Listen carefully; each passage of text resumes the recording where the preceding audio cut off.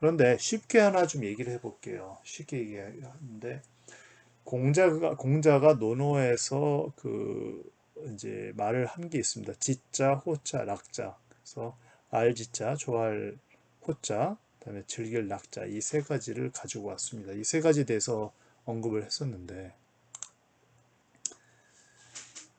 이 공자가 하는 말은 이겁니다. 아는 것보다는 좋아하는 것이 낫고 그다음에 좋아하는 것보다는 즐기는 것이 낫다 이런 부분을 얘기하죠.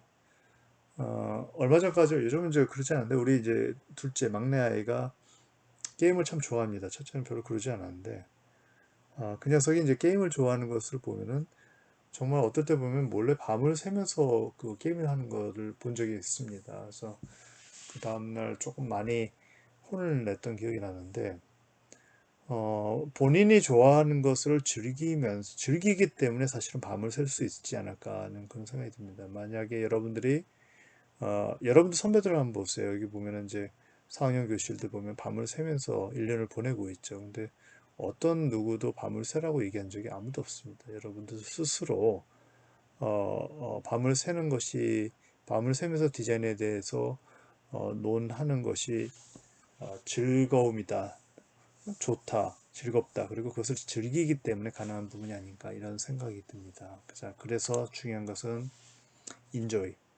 디자인을 하고 싶어하는 그런 여러분들의 욕구라고 하는 것을 충분히 보여주면서 즐기는 그런 디자인을 하는 것이 가장 중요한 덕목 중에 하나가 이런 생각이 듭니다. 두 번째는 꿈에 대해서 한번 얘기를 해보겠습니다. 디자이너로서의 어떤 꿈이라고 하는 것은 과연 무엇을 의미하는 것인가 이거를 한번 좀 고민해 볼 필요가 있지 않을까 하는 생각이 듭니다. 자, 이 꿈이라고 하는 것 자체는 여러분들한테 꿈이라고 하는 것을 가져오기 위해서 무엇을 할까를 고민해봤는데 결국 여러분들의 꿈이라고 하는 것은 창업이 아닐까, 즉 스타트업 비즈니스가 아닐까 하는 생각이 듭니다. 디자이너로서 여러분들의 이름을 걸고 여러분들의 이름을 통해 가지고 그 디자인이라고 하는 것을 훨씬 더 가치 있는 상태로 만드는 것, 이것이 여러분들이 가질 수 있는 가장 순수하지만 가장 본질적인 꿈이 아닐까 이런 생각이 듭니다. 즉 꿈을 가지고 얘기한다면 나는 여러분들한테 창업, 즉 스타트업 비즈니스를 얘기를 하고 싶습니다. 자, 서울 GSC 글로벌 인턴십 이런 식으로 해가지고 창업에 대한 그런 아이템들을 국가 혹은 시, 공공단체에서 굉장히 장려를 하고 있죠. 이 창업이야말로 그 사회를 바꿀 수 있는 가장 강력한 원동력 중에 하나이기 때문에 이 창업이라고 하는 것을 굉장히 강조를 하고 있습니다. 어떤 이 스타트업 비즈니스에 관한 부분들, 이런 부분들이 결국 이제 이 창업이라고 하는 것과 관련이 되겠죠. 자, 그래서 2020년 1월 1일, 3월 1일이죠. 죄송합니다. 3월 1일은 졸업 작품을 시작하는 날이라기보다는 창업, 여러분들이 실제로 사업을 하면서 디자인 사업을 하기 위한 어떤 창업의 원년으로서 여러분들은 이것을 가지고 오려고 합니다. 그래서 중요한 부분은 공간 디자인 창업을 여러분들 준비를 하도록 합시다. 그래서 다음 시간에 올 때는 여러분들이 하나의 디자인 비즈니스를 시작한다고 생각하고 여러분들의 파트너하고 같이 어떠한 회사를 만들 것인가에 대한 꿈을 한번 가져와 보도록 하십시다. 그래서 사업을 구상하고 누구를 파트너로 할 것이며 어떠한 직원을 쓸 것이고 사무실을 어디다 내므로써 내가 가지고 있는 브랜딩이라고 하는 것을 사무실 위를 통해서 할 것인가, 사업자 등록이 필요하고 계약서를 꾸밀 줄 알아야 되고 프로젝트를 진행하고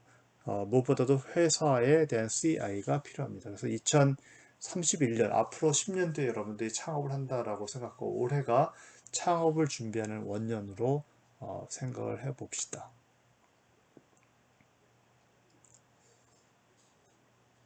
자, 여기까지 하겠습니다. 자, 세 번째는 do it이라고 하는 한국입니다. 자, 이 do it이라고 하는 것은 실행을 시킬 수 있는 의지와 욕구, 그 다음에 실행을 시킬 수 있는 본인 자신의 어떤 이 용기라는 표현이 굉장히 맞을 것 같습니다. 무엇을 어떤 꿈을 꾸고 그 꿈을 이루기 위한 에너지를 갖추고 있다 하더라도 그것을 실제로 실행시킬 수 있는 그 하나의 어떤 그 실행 능력 혹은 용기가 없으면 그 일은 이루어지지 않습니다. 자, 이와 같은 실행시킬 수 있는 능력, 그다음에 용기라고 하는 부분은 앞에 보이는 그런 그림과처럼 어떤 사람이 다른 그 어, 쪽으로 도약을 하는 부분이라고 건너뛰는 부분이라고 할 수가 있습니다. 우리가 어떤 지형지물에서 어디를 건널뛸 때 항상 느끼는 것은 혹시라도 실패해가지고 빠지면 어떡하나 이 걱정을 하게 돼 있죠. 우리가 작은 냇가가 있을 때 그 냇가를 건너가지고 저편으로 넘어가려고 할 때 불안함을 느낄 겁니다. 왜냐하면 혹시라도 잘못해가지고 도약이 못 미친다든지 그럴 경우는 나는 분명히 그 도랑에 빠질 수밖에 없기 때문이죠. 자, 대부분의 사람들이 건너야 될 땅을 건너지 못하는 이유 중에 하나는 바로 본인이 도랑에 빠졌을 때의 어떤 그런 상황들, 어, 결국은 이제 실패라고 하는 것 자체를 두려워하기 때문에 용기가 안 나는 그런 경우가 대부분이라고 생각합니다. 여러분도 아마 많이 살면서 앞으로는 더 많겠죠. 지금까지 살아오면서도 이와 같이 다음 단계로 넘어가기 위해서 용기를 가지고 도약을 하려고 그러는데 혹시라도 이것이 실패를 하면 어떻게 하나 라고 하는 두려움 때문에 실행 자체를 못하는 경우가 있습니다. 이 경우에는 어떻게 되는 거예요?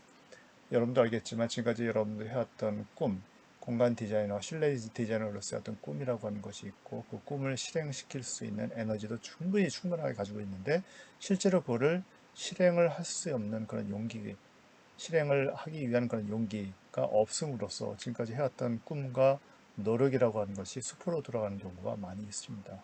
절대로 실패라고 하는 것을 두려워하지 말고 앞으로 나가기 바랍니다.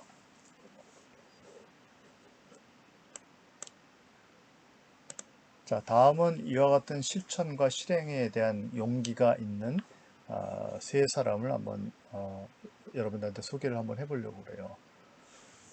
대표적인 사람이 이 안철수 씨라는 생각이 드는데 정말 동감합니다. 이분이 가지고 있는 어떤 뭐 정치적인 얘기 뭐 이런 것들은 여기서는 중요한 부분은 아닌 것 같고 이 안철수 씨라는 사람을 지금 이번 슬라이드에 포함을 시킨 거는 이 사람이 의사라고 하는 굉장히 안정적인 그런 직업을 가지고 있음에도 불구하고 본인이 평상시 관심이 있었던 바이러스 퇴치 프로그램 그거를 중심으로 한 연구소를 차리고 의사라고 하는 직업을 과감히 이제 포기하고 안정적인 그런 직업이죠. 그걸 포기하고 그 다음 단계로 나아갈 수 있다라고 하는 그런 전혀 다른 분야잖아요. 그 의학에서 의학과 공학이라고 하는 전혀 다른 분야로 도약을 할 수 있는 분명히 이 안철수 씨라는 사람도 의사라고 하는 직업을 버리고 바이러스 퇴치 프로그램 회사를 차리는 그 과정에서 굉장히 어떤 딜레마에 빠졌을 거예요. 혹시라도 실패를 하면 어떡하나 뭐 이런 부분이 있었을 텐데 과감히 실행을 시킬 수 있는 그런 용기가 있었고 서울대 의과대학에서 학사, 석사, 박사를 받은 다음에 여기 단국대학교죠. 단국대학교 교수를 하다가 어, 이제 해군에서 군복무를 하기 위해서 가는데 그 과정 속에서 바이오스 퇴치 프로그램을 밤 새벽 내내 이걸 만들고 뭐 이런 일화가 있죠. 자, 이와 같은 과정을 통해서 의사라고 하는 직업을 과감히 떨쳐버리고 그 다음에 바이러스 퇴치 프로그램을 만드는 그런 회사를 차린 다음에 어느 정도 회사가 안정화되니까 그 다음에는 펜실바니아 와튼 스쿨로 가서 경영학 석사를 받고 마찬가지로 컴퓨터 관련된 공학 석사를 받게 됩니다. 자, 이와 같은 캐리어라고 하는 것은 이분이 지금까지 해왔던 안정적인 그런 상황이라고 하는 것을 과감히 떨쳐버리고 새로운 어, 분야로 새로운 세계로 도약할 수 있는 그런 용기를 가졌다라고 하는 것을 보여주는 부분이라고 할 수 있습니다. 최근에 와서는 어떤 정치라고 하는 의학과 공학 혹은 이제 바이러스 퇴치포라고 전혀 관계없는 새로운 그런 이 분야를 통해서 도약을 하는 그런 모습을 볼 수가 있었습니다. 그런데 중요한 것은 이 사람이 했던 그 이제 말이 있습니다. 기사화된 부분인데 어떤 고등학교 학생이 이제 이 바이러스 퇴치 프로그램에 대해서 굉장히 관심을 가지고 있고 본인이 보안 관련된 공학, 컴퓨터 공학을 이제 공부하고 싶다 해서 무엇을 공부를 해야 되는가? 라고 하는 질문을 했고 거기에 대한 답을 해주는 형식의 신문 기사가 있었습니다. 그 답 자체가 그렇게 중요한 부분은 아닌데 그 답에서 이 사람이 굉장히 중요한 그런 단서를 나한테 얘기한 게 독자들한테 얘기한 게 있습니다. 세포 본인은 이제 그 의사를 하는 동안에 세포에 대해서 많이 연구를 했는데 이 세포라고 하는 것은 항상 안정화되려고 노력한다라고 합니다. 근데 세포가 어느 순간 안정화를 위해서 여러 가지 노력을 하다가 안정화가 되는 순간 바로 노화가 되고 세포의 생명이 중단이 되는 그런 과정이라고 얘기를 합니다. 그렇기 때문에 이 세포 중에서도 불안전함을 추구하는 경우는 바로 생명의 연장이라고 되어 있죠. 사람도 마찬가지입니다. 안정화됐다, 익숙해졌다. 이 말이 참 좋은 말처럼 보이지만 사실은 그 사람을 얼마나 무기력하게 하는가를 볼 수가 있습니다. 사람은 항상 안정화된 것을 추구하고 있지만 어느 순간에는 이와 같은 안정화된 것을 스스로 떨쳐버리고 불안정한 세계로 새로운 어떤 그 분야로 도약할 수 있는 그런 자세가 필요하지 않을까 이렇게 판단이 됩니다. 두 번째 사람은 김태원이라고 하는 가수죠. 이분이 이제 청와대에 가서 아마 제 기억으로 무슨 청와대에서 청소년들을 대상으로 해서 원데이 클래스를 한번 했던 것으로 알고 있는데 대통령을 만나는 그런 과정도 있었고 이분이 이제 했던 말이 있습니다. 근데 나는 너무너무 좋아하는 말인데 내 무기는 순수라고 합니다. 항상 순수하기다. 그리고 단 1초도 심심해하지 말라라는 말을 하고 있습니다. 그리고 늘 어떤 사건에 포함되어야 한다. 저는 매 순간 사건을 만들고 있고 의문을 풀어가며 심심하지 않도록 노력하는 사람이다. 자, 이 말이 굉장히 중요한 것 같습니다. 여러분들도 어떤 사건이 일어났을 때 그 사건에 항상 중심이 되도록 노력을 할 것이고 만약 사건이 일어나지 않는다면 사건을 여러분들이 스스로 만드십시오. 그리고 그 사건을 주도하면서 사건의 중심이 되고 주인공이 되어가지고 세상을 변혁시키는 그런 인재로 거듭나기를 기대를 합니다. 세 번째 이 사람이 했던 말은 목적 없이 성공해버리면 불행하다. 정말 중요한 부분입니다. 많은 사람들이 목적 없이 성공을 본인 인생의 가장 중요한 테마로 삼고 노력을 하고 있습니다. 그러나 그 성공의 최종적인 목적이 과연 무엇인가를 스스로 고민하고 거기에 대한 이정표를 정확하게 세우는 것처럼 중요한 부분이 없습니다. 그러지 않을 경우는 성공을 한다 하더라도 그렇게 행복한 삶을 살았다라고 판단할 수가 없을 것 같습니다. 여러분들은 실내 디자이너로서, 공간 디자이너로서의 어떤 성공, 이것이 아마 최종적인 목표가 아닐까 이렇게 판단이 됩니다. 세 번째 중요한 사람은 바로 여러분 잘 알고 있는 스티브 잡스죠. 자, 스티브 잡스가 했던 말을 한번 제가 읽어볼게요. 이 사람이 했던 여러 가지 말들이 있는데 그 중에서 굉장히 나한테 개인적으로 굉장히 좀 나의 정신세계를 바꿔주는 그런 말들이었던 생각이 드는데 여정은 목적지를 향하는 과정이지만 그 자체로 보상이다. 혁신은 리더와 추종자를 구분하는 잣대입니다. 우리가 이룬 것만큼 이루지 못한 것도 자랑스럽습니다. 많은 경우 사람들은 원하는 것을 보여주기까지 무엇을 원하는지를 모릅니다. 품질이 물량보다 중요합니다. 디자인은 제품이나 서비스의 연속적인 외칭에 표출하는 인간 창조의 영혼입니다. 가끔은 혁신을 추구하다 실수할 때도 있습니다. 하지만 빨리 인정하고 다른 혁신을 개선해 나가는 것이 최선입니다. 미국의 정신을 혁신, 이노베이션이라고 얘기한다면 그 혁신의 가장 중심에 있던 사람이 바로 이 스티브 잡스였죠. 여러분들도 인생의 혁신이라고 하는 것을 통해 가지고 성공의 상황으로 여러분의 인생을 만들기 바랍니다. 따라서 여러분들한테 중요한 것이 결국은 나를 중심으로 한 세계관입니다. 오늘도 중심은 나에게 둔다라고 하는 이 말을 잊지 말고 세상의 일부가 나가 아니라 나의 일부 속에 세상이 존재한다는 것을 분명히 깨닫고 준비하도록 합시다. 그래서 여러분 굿 디자이너가 되겠다는 꿈, 그 다음에 디자인을 하겠다 하는 그 과정에서 생기는 디자인 욕구에 대한 부분들, 이런 디자인 욕구를 통해서 에너지가 생기겠죠. 그리고 그거를 실질적으로 실행할 수 있는 용기, 누잇이라고 하는 것, 즉 드림과 에너지와 누잇이라고 하는 세 가지 덕목을 통해서 여러분들의 어떤 그 공간 디자이너로서의 어떤 성공 이런 것들을 이루어 나가기 바랍니다. 이상입니다. 지난 시간에 올해 한 해 동안 진행하는 그 졸업작품에 관련해서 여러분들의 의욕이라고 하는 것을 불러일으키기 위한 다양한 재반 장치에 대해서 설명을 했습니다.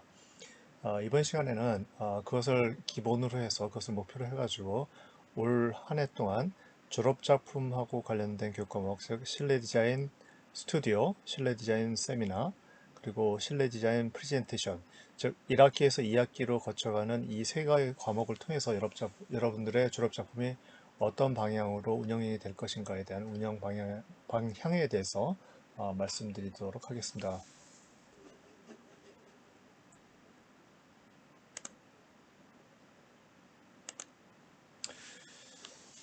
우리가 그 실질적으로 그 졸업작품 관련된 교과 목들을 이제 방학 때도 계속 운영을 했습니다.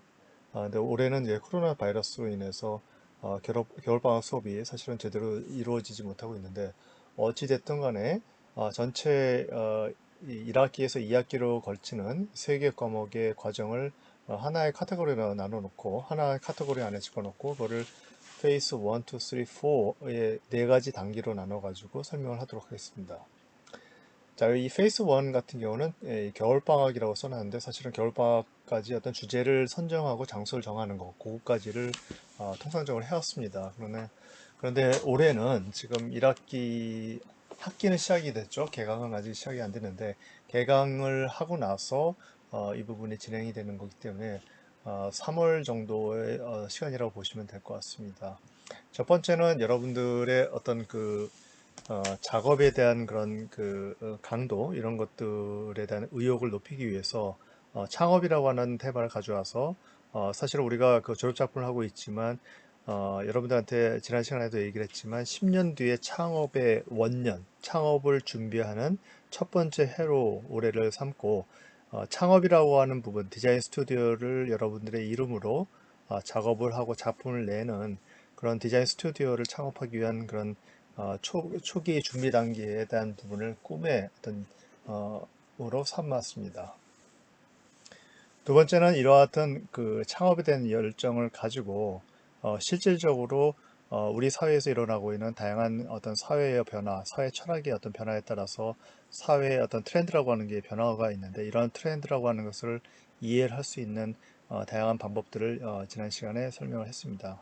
그래서 이번 페이스 1에서는 프로그램을 중심으로 여러분들이 이 프로그램을 만들어 오는 그런 과정을 갖는 시간을 가질 것인데 이 프로그램이란 말은 어떤 공간에 있어서 어떤 이 사람들의 비헤이비어, 즉 사람들의 어떤 행위라고 하는 것 자체를 정의 내리는 것으로 얘기를 할 수가 있습니다. 우리가 통상적으로 건축 쪽에서는 기능이라고 하는 말을 쓰고 있는데 예를 들면은 우리가 공간에서 집에서 화장실, 뭐 안방, 거실, 그다음에 뭐 주방, 식당 이렇게 좀 어떤 기능이라고 하는 것을 부여하는데 실질적으로 옛날에는 그 어떤 특정한 공간이 특정한 기능 하나씩 매칭이 되는 그런 상태를 유지를 해왔던 것 같습니다. 그런데 최근에 와서는 그 기능이라고 하는 것 자체가 굉장히 다양해지고 혼용이 되고 그다음에 사람들이 이런 것들을 특정한 기능이라고 믿고 있었는데 새로운 기능이라고 하는 것이 스스로 사람들이 만들어낸다는 이런 다양성 있는 어떤 그런 기능이라고 하는 것 자체가 얘기되고 있기 때문에 우리는 기능이란 말보다는 훨씬 더 포괄적인 의미, 훨씬 더 큰 의미의 프로그램이란 말을 사용합니다. 이 프로그램이라고 하는 것은 공간에서 어떤 특정한 공간에서 사람의 인간의 어떤 행위라고 하는 것 자체를 정의 내린다고 생각하시면 됩니다. 그렇기 때문에 이 기능이라고 하는 것 자체를 훨씬 더 포괄할 수 있는 프로그램을 얘기를 하고 있기 때문에 우리는 그 안에서 이루어질 수 있는 사람들의 행동과 행위라고 하는 거 이런 것들을 먼저 공부를 해야 됩니다. 자, 이와 같은 프로그램을 공부를 하는 그 과정 속에서 스토리 라인이라고 하는 것이 생길 수밖에 없고 이 스토리 라인이라고 하는 것을 통해서 여러분들과 함께 이 프로그램을 한번 그 연구를 해보는 그런 시간을 지금 갖도록 합시다. 예를 들어서 이 기능의 어떤 변화라고 하는 것은 예를 들자면은 한 가지 예를 한번 들어봅시다. 우리가 휴게실을 만들어 놨는데 말 그대로 휴게실을 처음에 여기 상명대학교 디자인대학관에 각층에 지금 휴게실이 있잖아요. 휴게실을 처음 만들었을 때는 그 휴게실은 원래는 말 그대로 휴식을 취하는 아무것도 안 하고 단지 그냥 그 안에서 편안하게 쉴 수 있는 그런 공간을 만들어 놓는 걸 기준으로 해가지고 만들어 놨는데 실질적으로 보니까 거기서 어떤 일이 벌어지나요? 밤늦게 여러분들이 과제를 많이 하다 보면은 좀 피곤하기 때문에 잠깐 그 자리에 가서 잠을 잔다든지 아니면은 음식을 배달을 해가지고 시켜 먹어야 되는데 강의실에서 시켜 먹으면 냄새가 나기 때문에 대부분 여러분들이 어떻게 합니까? 그 휴게실에서 식사를 하게 되는 거죠. 마찬가지로 가끔 가다 보면은 학생들 간의 어떤 팀워크 같은 거, 팀플레이 같은 경우도 그 휴게실에서 이루어지고 있습니다. 자, 이 얘기는 처음에 우리가 건축 단계에서 휴게실로 어떤 한정 지었던 디자인 대학관의 각층에 있는 휴게실이 실질적으로는 물론 휴식을 하는 경우도 있습니다. 그러나 휴식뿐만 아니라 밥을 먹을 때는 식당으로 변화가 되고, 그 다음에 잠을 잘 때는 침실로 변화가 되는 것이고, 그 다음에 팀플레이를 하기 위해서는 하나의 회의 장소가 되는 거죠. 자, 이와 같이 사람의 어떤 행위라고 하는 것 자체가 특정한 공간에 일대일로 매칭이 되는 것이 아니라 그 공간 안에서 훨씬 더 다양한 행동과 어떤 행위라고 하는 것 자체가 일어나기 시작하는 겁니다. 그렇기 때문에 우리는 어떤 특정한 공간에서 정의될 수 있는 이 사람의 행위라고 하는 것을 보다 다원적 차원에서 좀 넓게 바라봐야 될 필요가 있습니다. 그렇기 때문에 우리는 기능이라는 말 대신에는 프로그램이라고 하는 말을 사용함으로써 이것을 보다 포괄적으로 인식할 필요가 있고 뿐만 아니라 이 프로그램이라고 하는 것 자체를 예전에는 사실은 클라이언트가 내가 이러이러한 건물에 이러이러한 기능을 넣어가지고 설계를 해주세요라고 우리한테 부탁을 하면 우리가 디자인을 해가지고 시공해가지고 납품하는 그런 방식이었는데 이제는 이 프로그램을 뭘 할지도 우리가 고민을 해야 되는 그런 시대로 바뀌고 있는 겁니다. 즉 클라이언트는 와가지고 난 이런 공간이 있습니다. 여러분들의 아이디어를 한번 짜가지고 여기서 무엇을 하는 게 좋은지를 한번 고민을 한번 해주세요.